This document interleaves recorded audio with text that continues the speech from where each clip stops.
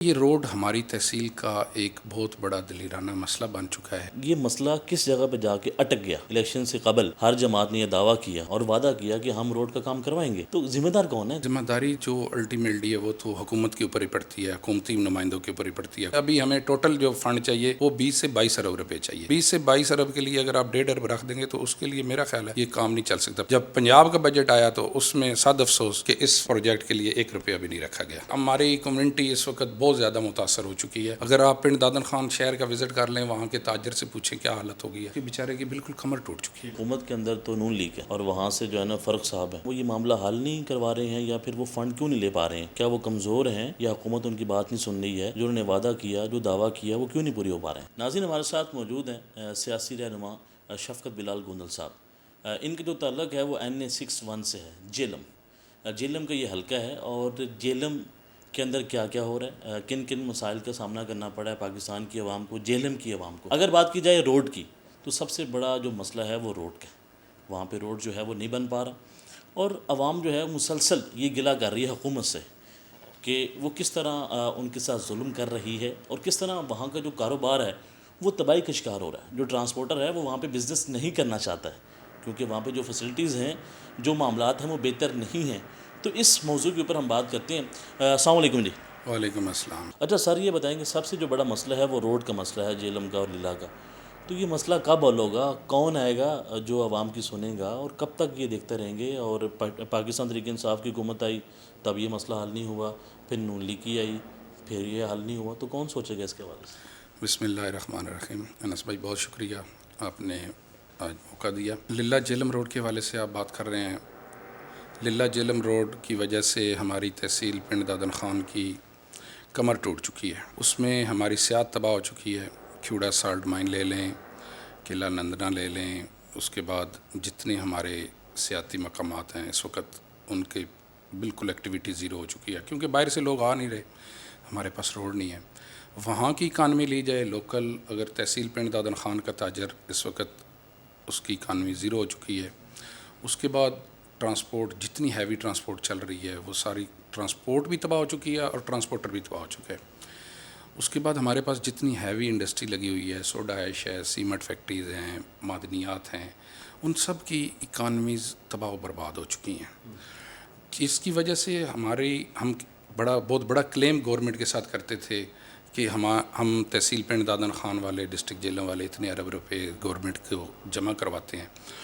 تو وہ جس طرح روڈ خراب ہو رہا ہے، اسی طرح وہ جو ہماری ٹیکس کلیکشن تھی وہ بھی اس حساب سے کم ہو رہی ہے۔ تو اس لیے یہ روڈ ہماری تحصیل کا ایک بہت بڑا دلیرانہ مسئلہ بن چکا ہے۔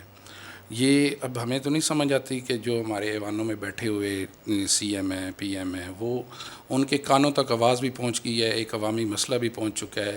اس کے حوالے سے ہمارے تحصیل پنڈ دادن خان میں ورکنگ کمیٹی قائم کی گئی۔ ورکنگ کمیٹی نے کافی دفعہ پریس کانفرنس بھی کی، اس کے بعد میڈیا کے تھرو، اس کے بعد اسٹرائک کی، سب کچھ کیا، حتیٰ کہ منسٹر لیول تک ملاقاتیں بھی کی، لیکن ابھی تک یہ مسئلہ حل نہیں ہو رہا۔ گوندل صاحب، یہ بتائیں کہ سب سے بڑا مسئلہ تو یہی ہے نا، یہ مسئلہ کس جگہ پہ جا کے اٹک گیا؟ آپ اندازہ لگا لیں کہ وہاں پہ ٹرانسپورٹ کا کام ہے، وہاں پہ انڈسٹریز ہیں، لیکن کام آگے نہیں بڑھ پا رہا ہے۔ اگر بات کی جائے الیکشن کی، الیکشن سے قبل ہر جماعت نے یہ دعویٰ کیا اور وعدہ کیا کہ ہم روڈ کا کام کروائیں گے، لیکن ابھی حکومت آئی، بجٹ پیش ہو گیا، لیکن اس کے باوجود کام شروع نہیں ہوا۔ تو ذمہ دار کون ہے؟ کوئی ایک شخص تو ہوگا، کوئی ایک جماعت تو ہوگی۔ دیکھیں، ذمہ داری جو الٹیمیٹلی ہے وہ تو حکومت کے اوپر ہی پڑتی ہے، حکومتی نمائندوں کے اوپر ہی پڑتی ہے، حکومت نے ہی فنڈ دینے ہیں۔ ابھی سب سے بڑا مسئلہ یہ کہ جب وفاقی بجٹ پڑا تو اس وقت اس میں ہمارے لیے 1.5 ارب روپیہ رکھا گیا، جو کہ اس پروجیکٹ کے لیے وہ ایک نمک برابر، آٹے میں نمک برابر بھی وہ نہیں ہے، کیونکہ اس سے سروائیول نہیں ہے کہ اس کے لیے ابھی ہمیں ٹوٹل جو فنڈ چاہیے وہ 20 سے 22 ارب روپے چاہیے۔